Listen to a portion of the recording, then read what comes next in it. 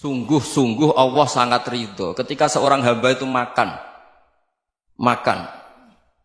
Makan ketika sesuap nasi dia muji Allah, ketika minum seteguk nasi dia muji Allah.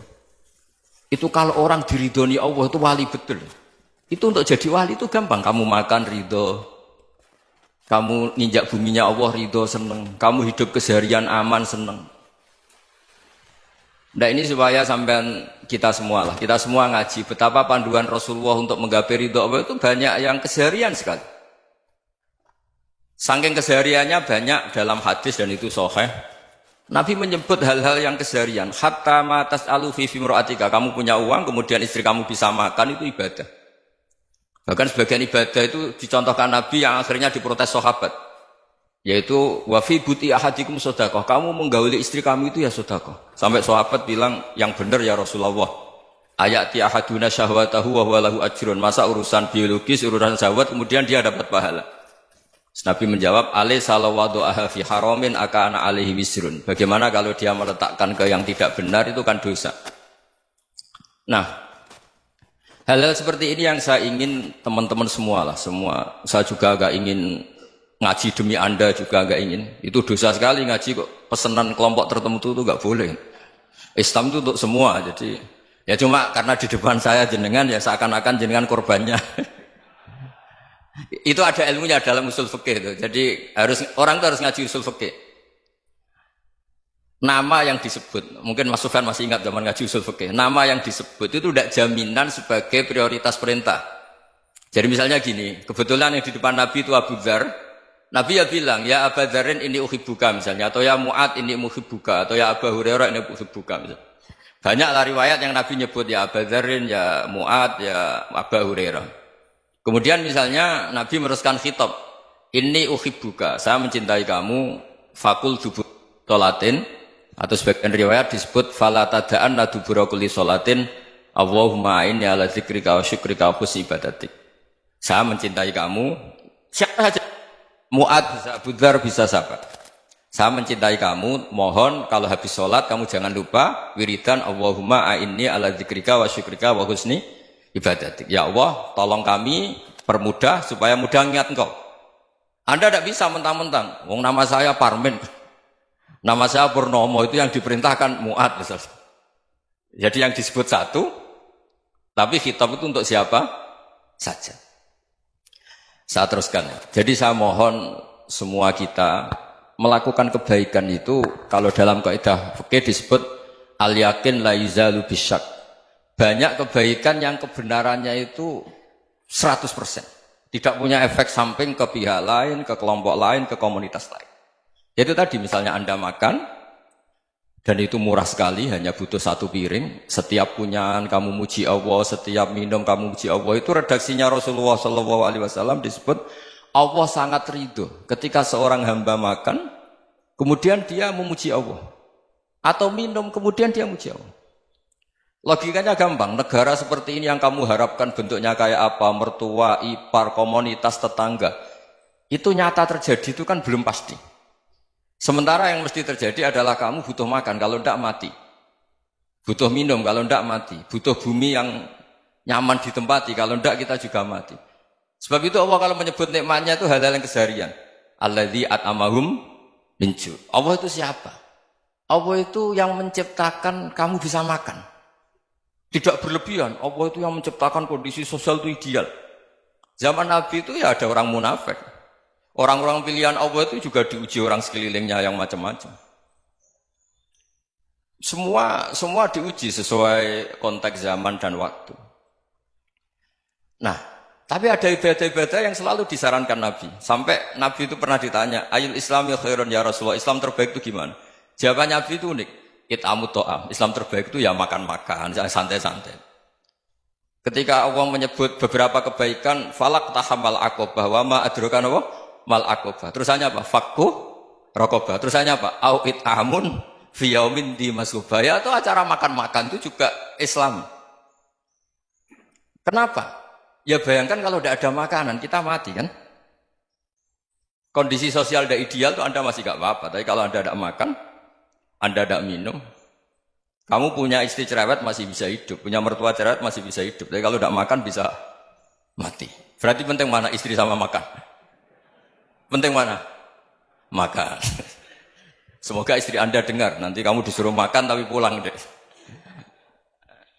Itu kalau dibahasakan makan masih memahami. Penting mana nasi satu piring dengan istri.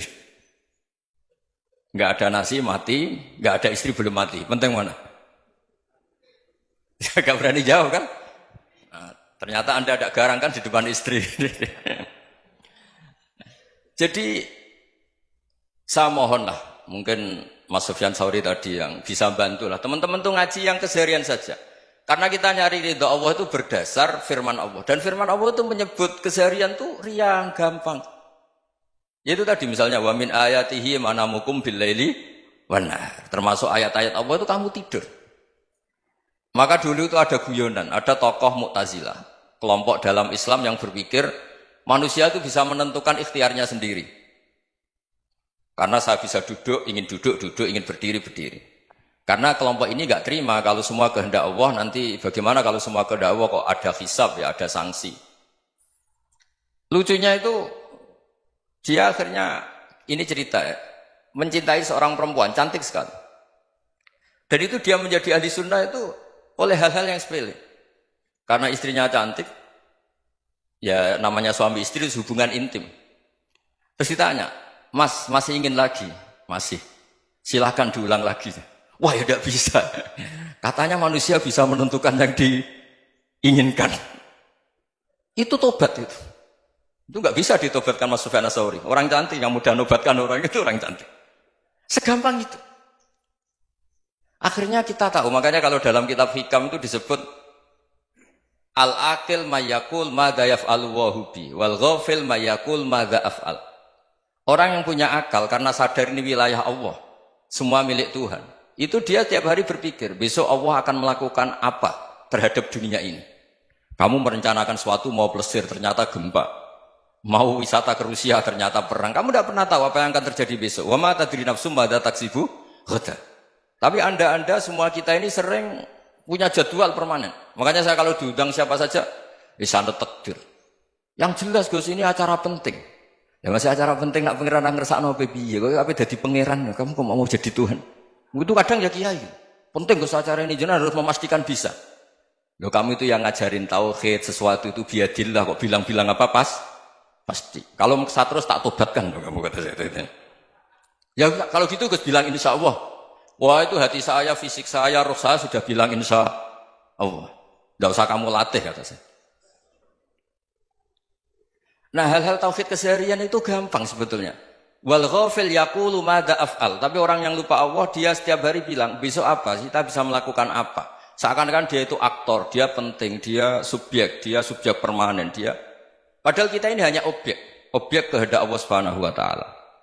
Karena kita yakin sesuatu yang terjadi di alam raya ini kita tidak bisa apa-apa. Makanya saya sering ngaji, sering bilang saya. Ketika Anda mensifati Allah, dia yang menghidupkan. Sudah itu tanamkan, sehingga ketika kita mati, santai saja. Kenapa santai? Allah punya cara menghidupkan kita. Zaman kita hidup juga gak tahu caranya ngelola jantung, ngelola paru-paru. Kamu juga gak tahu ngelola oksigen yang tidak beracun, tidak mengandung polusi. Tahu-tahu hidup. Gak ingin tua ya tahu-tahu tua, gak ingin mati tahu-tahu mati. Selama ini kita hidup juga gak tahu apa sebetulnya. Hanya gaya tok, punya jadwal, punya planning. Kalau kamu bisa menentukan pilihan Anda, pasti Anda istrinya cantik, 4 neriman semua, kona'ah semua. Nyatanya enggak kan? Ada 1 jelek, cerewet. Oh itu kan, nyatanya enggak bisa apa-apa Anda kan? Dan kamu bawa mati lagi. Itu kan, istri Anda juga gitu, punya keinginan, punya suami yang ganteng, yang jabat, yang neriman, yang enggak poligami. Ya enggak kesampaian juga. Kalau kita ngitung tingkat kegagalan kita itu gagal terus. Ya kan? Nah, terus ingat Allah. Madza yaf'alu wa bi. Orang yang punya akal selalu berpikir Allah itu menghendaki apa terhadap saya. Lalu sama-sama orang melihat orang yang serius. Itu kata Anda itu pemikir berat, serius. Senang punya tokoh yang merengut karena kamu anggap serius. Tapi sebagian orang anggap orang yang serius itu wong merengut, wong masam, wong muka kok ditekuk. Jadi sama Itu hati, ya muqallibal qulub tsabbit qalbi ala dini. Karena kita enggak tahu cara berpikir kita tentang orang lain, tentang sekeliling kita. Misalnya kita orang baik yang jenis ngrumat fakir miskin. Ada orang bangun masjid mewah itu janggal. Apa artinya masjid mewah kalau banyak orang kelaparan? Tapi kalau yang jenis pendidikan apa artinya masjid mewah kalau tidak bisa ngaji? Nanti yang jenis infrastruktur apa artinya ini kalau semuanya punya sudut pandang yang berbeda-beda. Dan Islam mengapresiasi semua kebaikan. Tapi katakan semua kebaikan itu adalah kehendak Allah Subhanahu wa taala. Karena apapun baik Anda itu pakai fasilitas yang diberikan oleh Allah Subhanahu wa taala. Sehingga ini yang disebut qulillah tsumadarhum fi khawdihim yal'abun. Ya kembali tadi ke tema-tema bahwa keseharian Anda ini sudah Islami. Saat Anda tidak bisa melakukan apa saja. Saya sering ada jenazah, biasanya kalau tetangga meninggal saya sering disuruh ngelepas. Saya bilang orang ini baik. Karena sering ngelamun di rumah, sering nganggur di rumah. Ditanya sama anaknya, kenapa Gus nganggur baik? Ya kalau dia nganggur artinya juga gak berbuat sesuatu yang maksiat kan? Ya kan? Orang nganggur di rumahnya ya tidak bunuh orang, tidak maling, tidak korupsi. Ya namanya nganggur di rumah. Lah cuma istri cara pandang nganggur gak menghasilkan uang itu. Tapi juga gak menghasilkan kriminal kan? Jadi sebenarnya Islam itu cara, makanya kalau sampai ngaji usul fikih itu ada kitab usul fikih, namanya Lubul Usul, itu terkenal sekali di pesantren itu. Itu kalau ngapresiasi keseharian itu luar biasa. Izma min mubahin illa wa yatahaqqaqu bihi tarku haramimma. Karena keseharian yang mubah saat Anda lakukan itu ada kehebatan yang luar biasa, yaitu meninggalkan haram. Makanya dulu banyak orang-orang alim ketemu temannya itu guyon sampai semalaman. Itu biasanya yang semangat Islam itu kiai kok tidak tahajud, kiai kok tidak witir. Orang yang sedang mapan uangnya banyak, malam itu tidak kelayaban itu sudah luar biasa. Melawan nafsu supaya tidak maksiat itu sudah luar biasa. Supaya lupa guyon sama temannya semalaman sampai subuh. Gojlok-gojlokan ngenang zaman miskin, zaman kuliah nggak jelas, zaman apa. Melihatnya jangan tarkut tahajud. Seperti ini meninggalkan tahajud, tapi meninggalkannya ini talkul muharramat. Jadi kayak apa hebatnya? Sehingga Imam Ghazali punya riwayat yang agak unik. Hatta takuna ibadatu akhiri hadil ummah iku an-naum. Sehingga suatu saat ibadah terbaik umat ini itu tidur. Itu kan riwayat kontroversi. Ketika Imam Ghazali tanya, kenapa iya? Kenapa kamu mulai keluar dari rumah itu sudah banyak maksiat? Melihat perempuan yang enggak mahram, melihat fenomena. Tapi kalau kamu tidur itu enggak melihat apa-apa. Tapi juga kamu jangan menganggap tidur itu ibadah betul. Saatnya melakukan fardhu ain malah masih tidur. Tapi itu sudut pandang yang menjadikan kita Islam itu gampang. Jadi saat Anda tidak bisa aktivitas apa-apa, misalnya ada beberapa orang yang lumpuh. Lumpuh itu memang nggak bisa Jumatan, nggak bisa ibadah, tapi dia juga nggak bisa maksiat. Tidur itu memang Anda saat itu tidak bisa tahajud, tidak bisa witir, tapi saat itu ada zina, ada maling, tidak gosipkan orang, tidak bully orang, tidak menanamkan kebencian, tidak hasud. Sehingga tidur menurut Allah Ta'ala wa min ayatihi manamukum billaili apa?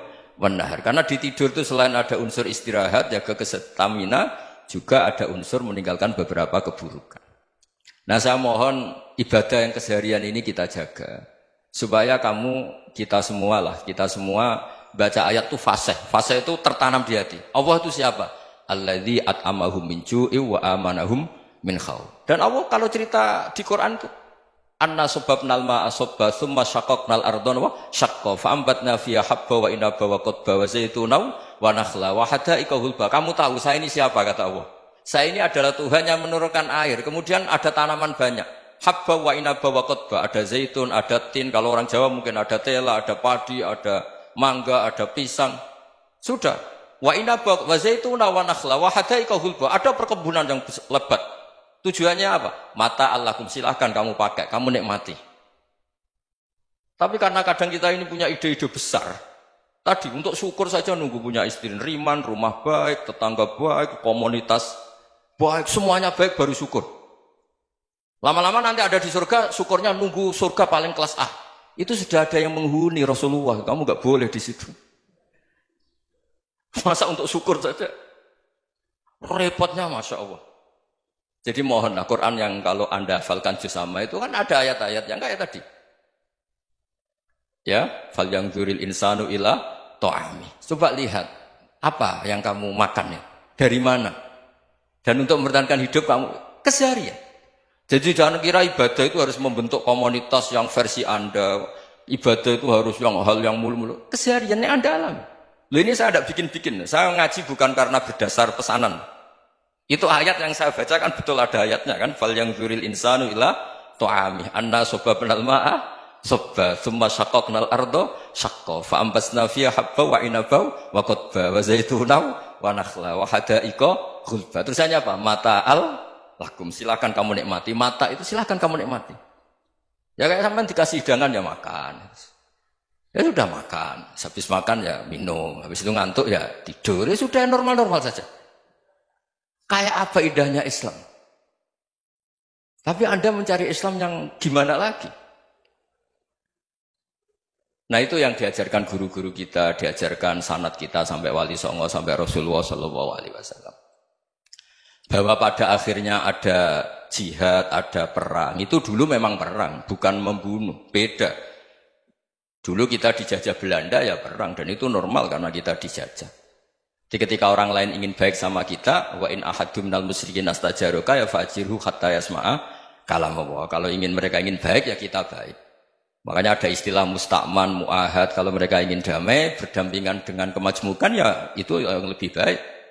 Karena memang Islam menghormati proses perdamaian.